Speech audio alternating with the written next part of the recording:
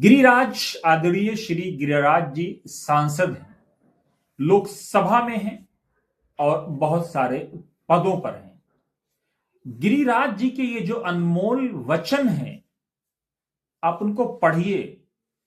अल्फाज नाकाफी हैं कि उनको जुबान से अदा किया जाए। इतने बड़े अनमोल वचन के लिए जुबान कहां से लाई जाए। गिरिराज जी, गिरिराज का अर्थ होता है पहाड़ों का स्वामी, पहाड़ों का देवता, पर्वतों का स्वामी।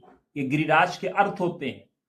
भगवान शिव जो हिंदू धर्म में जिनकी मान्यताएं अपार हैं, उनके नामों में से एक नाम है।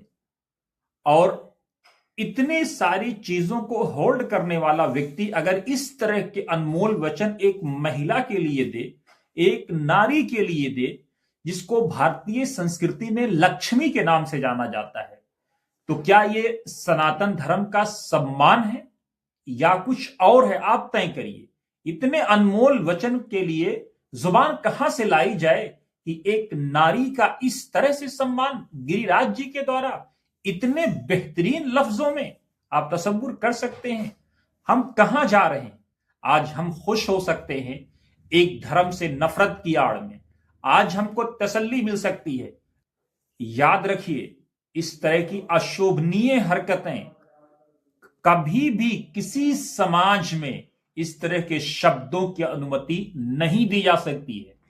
सुप्रीम कोर्ट की जिम्मेदारी है को इन शब्दों पर वो स्वतः संज्ञान ले।